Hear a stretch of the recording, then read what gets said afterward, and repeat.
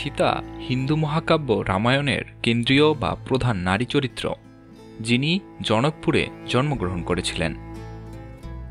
হিন্দু বিশ্বাস অনুযায়ী তিনি ছিলেন হিন্দু অবতার শ্রীরামের পত্নী, সঙ্গিনী এবং ধন সম্পদের দেবী। অনেকে তাকে শক্তিরূপা লক্ষ্মীরও অবতার বলেই মান্য করেন। হিন্দু সমাজে তাকে আদর্শ স্ত্রী তথা আদর্শ নারীর উদাহরণ হিসেবেই মনে করেন।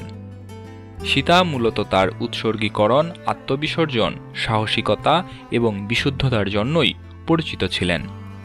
এজন্য অনেকে বলেন সতী সাবিত্রী স্ত্রী সীতা। নমস্কার বন্ধুরা, আপনারা দেখছেন সনাতন টিভি। সনাতন টিভির নতুন পর্বে আপনাদেরকে স্বাগতম। আজকের পর্বে আমরা জানব সীতা নবমী কি, কেনই বা পালিত হয় এবং এবছর কবে সীতা নবমী পালিত হবে, শুভ মুহূর্ত কখন থাকবে।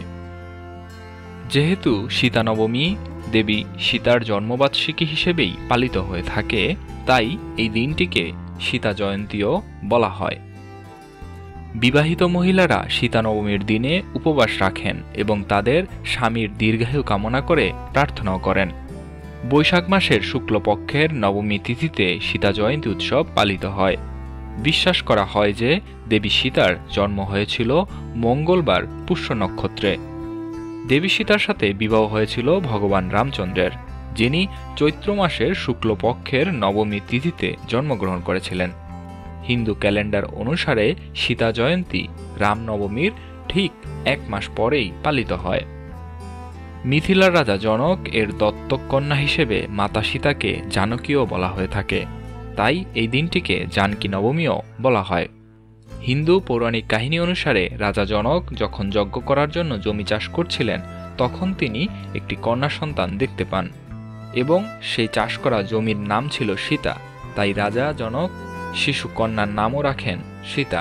এবছর সীতা নবমী শুরু হবে 5ই মে সকাল 8:05 থেকে এবং নবমী তিথি শেষ হবে 6ই মে সকাল 9:08। 5ই মে নবমী তিথিতে শুভ মুহূর্ত থাকবে সকাল 10:37 থেকে দুপুর 1:14 পর্যন্ত। ভগবান শ্রীকৃষ্ণের সাথে যেমনিভাবে রাধার নামটি জড়িত, ঠিক তেমনিভাবেই ভগবান রামচন্দ্রের সাথে জড়িত রয়েছে মাতা সীতার নাম। মহাসমারোহে যেভাবে রামনবমী উৎসব আমরা পালন করে থাকি, আমাদের উচিত সীতা নবমীতেও সেভাবেই শ্রদ্ধার্ঘ্য দিয়ে মাতা সীতার জয়ন্তী উৎসব পালন করা। জয় শ্রীরাম, জয় হোক সকল সনাতনীদের।